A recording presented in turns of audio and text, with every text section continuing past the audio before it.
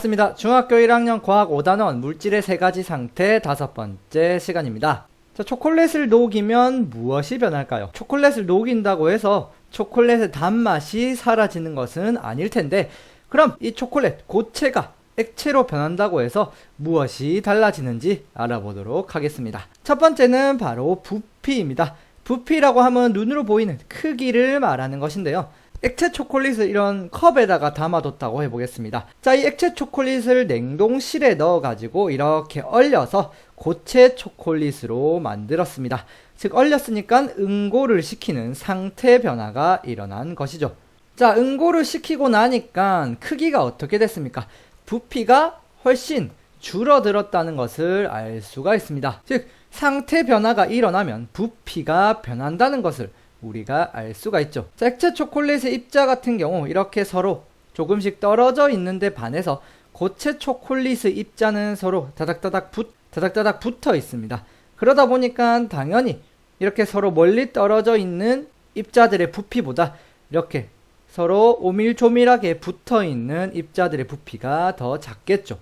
그렇기 때문에 초콜릿의 부피가 줄어들게 됩니다. 즉, 상태 변화가 일어나면 입자 사이의 거리가 변하면서 이것이 바로 부피, 즉 크기 변화가 일어나는 것인 거죠. 그래서 고체일 때의 부피가 액체일 때의 부피와 그리고 기체일 때 부피는 다릅니다. 대부분 물질은 부피 변화를 보면 고체가 가장 작고 그리고 액체 그리고 기체 순인데, 예외로 바로 물 같은 경우 예외적으로 액체가 오히려 고체보다 부피가 작습니다. 물을 얼리면 물이 냉장고에서 커지는 것을 볼 수가 있죠.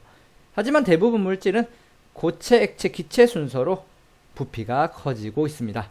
두 번째는 질량의 변화를 보겠습니다. 물질의 상태 변화가 일어난다고 해서 과연 무게가 달라질까요? 액체 초콜릿을 저울에 올려두니까 100g이었다고 해보겠습니다. 자, 이 액체 초콜릿을 냉동실에 넣어서 얼렸더니 고체 초콜릿이었습니다. 자, 이 고체 초콜릿을 저울 위에 올리면 몇 g이 나올까요? 그렇습니다. 질량은 변화가 없습니다. 상태 변화가 일어난다고 해서 질량이 변하는 것은 아닙니다. 그 이유는 무엇입니까? 이렇게 입자의 거리가 달라졌을 뿐이지 입자의 수나 입자의 크기나 입자 한 개의 질량이 변한 것은 아닙니다. 오직 변한 것은 입자 사이의 거리만 변했을 뿐이지 그 외에는 아무것도 변하지 않았기 때문에 질량의 변화가 없는 것입니다. 자, 그래서 고체, 액체, 기체 이렇게 세 가지 상태 변화가 일어날 때는 입자 사이의 거리가 변하는 것입니다.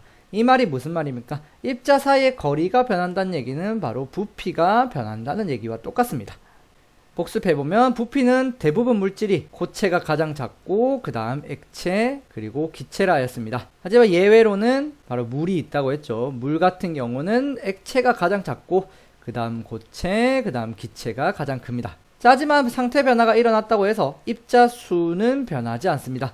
당연히 입자 한 개의 질량도 변하지 않고 입자의 크기도 변하지 않기 때문에 질량은 변하지 않겠죠.